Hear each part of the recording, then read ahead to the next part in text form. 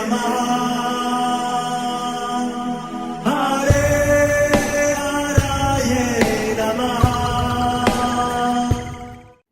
कृष्णा, आज हम भगवत गीता अध्याय 11 श्लोक नंबर 34 सीखेंगे। चलिए शुरू करते हैं। द्रोणं च भीष्मं च जयद्रथं च कर्णं तथान्यानपि योधवीरान् मया हतांस्त्वं जहिमा व्यथिष्ठा युध्यस्व जेतासि रणे सपत्नान्। अब हम इसे धीरे धीरे बोलकर समझते हैं। द्रोणं च भीष्मं च जयद्रथं च कर्णं तथान्यानपि योधवीरान् मया हतांस्त्वं जहिमा यधिष्ठा युध्यस्व जेतासि रणे सपत्नान्। अब हम इसे फिर से गाते हैं। द्रोणं च भीष्मं च जयद्रथं च कर्णं तथान्यानपि योधवीरान् मया हतांस्त्वं जहिमा व्यथिष्ठा युध्यस्व जेतासि रणे सपत्नान्।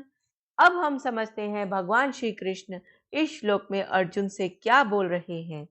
द्रोण, भीष्म, जयद्रथ, कर्ण तथा अन्य महान योद्धा पहले ही मेरे द्वारा मारे जा चुके हैं, अतः तुम उनका वध करो और तनिक भी विचलित ना हो। तुम केवल युद्ध करो, युद्ध में तुम अपने शत्रुओं को परास्त करोगे। हरे कृष्णा। चलिए अब हम महाप्रेम प्रभु जी से इस श्लोक के बारे में और अच्छे से समझते हैं। हरे कृष्णा जी। तो यहाँ पर भगवान श्री कृष्ण बोलते हैं कि हे अर्जुन, तुम चिंता मत करो। द्रोण, भीष्म, जयद्रथ, कर्ण, ये जो महान योद्धा है, ये सब के सब पहले से ही मेरे द्वारा मारे जा चुके हैं। और भगवान खासकर इनका नाम लेते हैं क्योंकि सब बहुत बड़े योद्धा है। जैसे कि द्रोण को बहुत सारे दिव्य अस्त्र प्राप्त हुए भगवान परशुराम जी से, तो परशुराम जी के शिष्य, इसीलिए द्रोण बहुत शक्तिशाली योद्धा थे।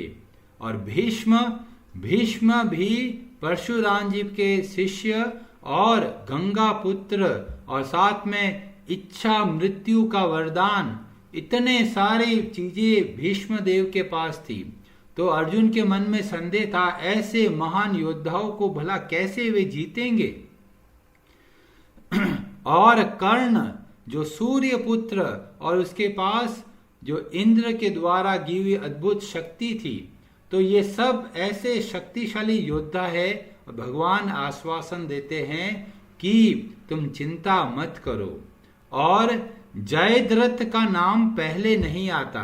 अर्जुन को लगा कि भाई ठीक है, सामान्य योद्धा होगा, पर भगवान भविष्य को देखते हुए जयद्रथ का नाम लेते हैं, क्योंकि उनको पता है जयद्रथ के पास दो बहुत बड़े वरदान है। पहला वरदान जो है उसके पिताजी से मिला, जो खूब तपस्या करके ये वरदान लिया था कि जो भी जयद्रथ मतलब उनका बेटे को मारेगा, वो जिसकी वजह से अगर मेरा बेटा जयद्रथ मारा जाएगा तो वो उस खुद के जो मारेगा उसके सर के बहुत सारे टुकड़े हो जाएंगे।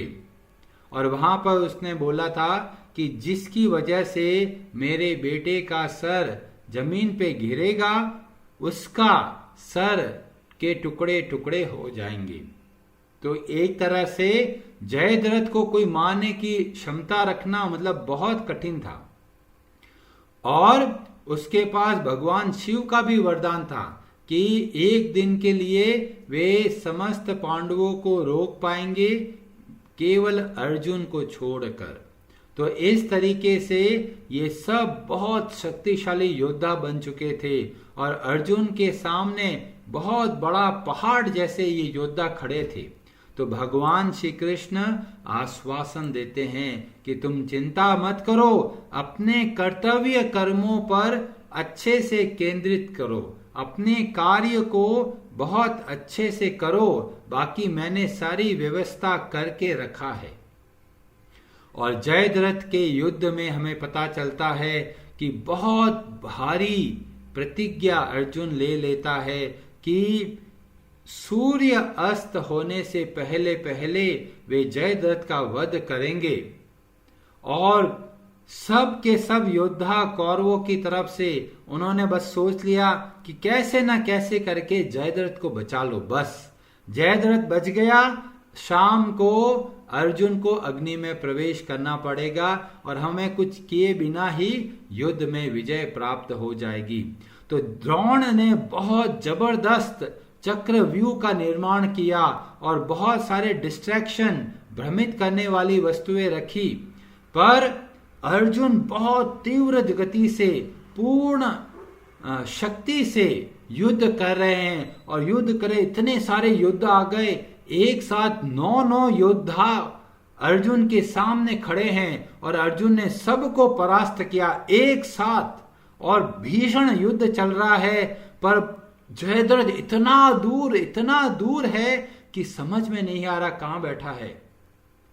और अर्जुन अपनी पूरी शक्ति से लड़ रहा है, पर उसको लग रहा है कि बहुत कठिन कार्य है। और भगवान उसको देखते हैं और भगवान बोलते हैं, तुम चिंता मत करो, तुम अपना परिश्रम पूर्ण शक्ति से करो। और भगवान अपने दिव्य शक्ति को दिखाते हुए सूर्य अस्त का जैसा वातावरण बना देते हैं और जयद्रथ निश्चिंत हो जाता है। जयद्रथ जैसे ही बाहर निकलता है, भगवान वो सब माया हटाते हैं और वापस सूर्य दिखने लग जाता है। और फिर अर्जुन को आदेश देते हैं कि जयद्रथ को मारो।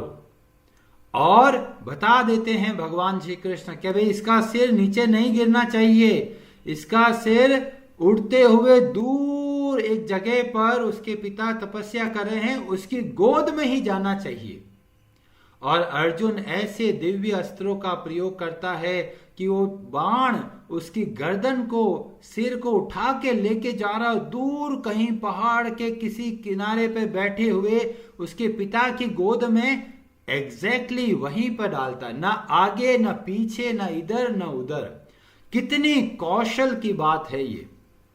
और यहां पर जैसे ही वो जयद्रथ का सिर उसके पिता के गोद में गिरता है, वो समय संध्या वंदन कर रहे होते हैं, उनको पता नहीं होता। जैसे ही खड़े होते हैं तो उनकी गोद से जयद्रथ का सिर जमीन पे गिरता है और उसकी वजह से उसके पिता की भी मृत्यु हो जाती है।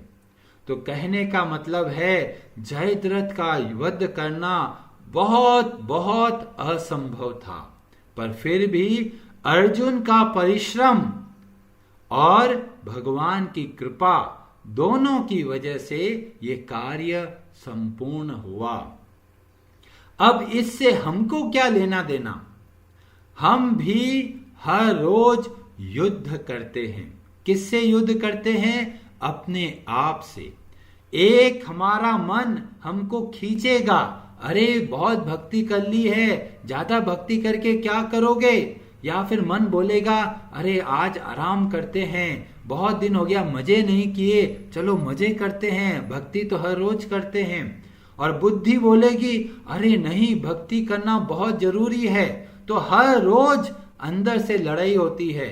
एक तरफ मन भागता है प्रलोभन की तरफ, भोगों की तरफ, और एक तरफ बुद्धि खींचती है, एक तरफ भगवान की वाणी हृदय से आती है, अरे ये क्यों कर रहे हो? और हम कई बार परास्त हो जाते हैं, भोगों की ओर भागते हैं, सोचते हैं भक्ति बाद में करेंगे। पर भगवान हमें प्रेरणा देते हैं, हमको युद्ध करना है। अपना जो हमको नीचे की ओर खींचने वाली वस्तुएं हैं, इच्छाएं हैं, उन पर विजय प्राप्त करनी है। जैसे ही माला फेरना शुरू करते हैं, मन बहुत विचलित हो जाता है, सोचते हैं अरे यार भक्ति करने से लाभ क्या मिलेगा, मन तो ऐसे ही व्याकुल है, छोड़ो भक्ति। कई बार मन धोखा देगा, बोलेगा अरे माला पे क्यों जप करना है, हाथों पे खुला जप करेंगे हम तो। पर ऐसे मन के धोखे पे मत आइए, नियमित रूप से जप कीजिए, क्योंकि जब हम अपने पूर्ण परिश्रम से भगवान की भक्ति करते हैं तो भगवान हमारी सहायता करते हैं और भगवान की कृपा से हम सारे के सारे जो दुर्ग जैसी समस्याएं हैं, पहाड़ जैसी समस्याएं हैं, उनसे पार कर सकते हैं। और भगवान हमारा पूर्ण सपोर्ट कर रहे हैं। बस हमको चाहिए कि दृढ़ता के साथ भक्ति के नियमों का पालन करें। चाहे दुनिया इधर से उधर हो जाए, भक्ति के नियमों को पूर्णतया पालन करना है।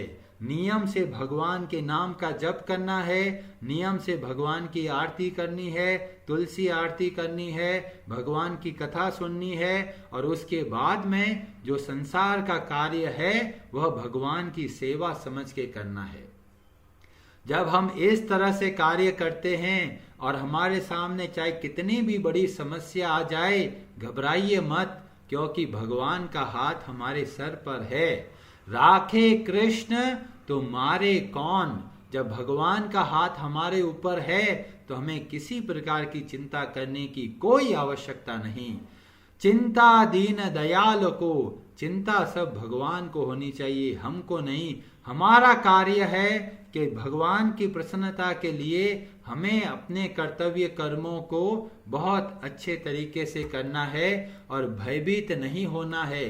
सोचना नहीं है कि अरे हम कैसे इस विपत्ति से बाहर निकलेंगे। लोगों के सामने तरह तरह की विपत्ति आती है और सबसे बड़ी विपत्ति देता है हमारा खुद का मन। सबसे बड़ा दुश्मन हमारा मन है, जो हमको धोखा देता है, हमें गलत कार्य की प्रेरणा देता है, और जब वो गलत कार्य कर लेते हैं तो मन हमको वापस कोसता है, अरे कितना समय बर्बाद कर दिया। तो मन के धोखे में नहीं आना है। और मन हमारा इतना बड़ा शत्रु है, जयद्रथ से भी बड़ा शत्रु है हमारा।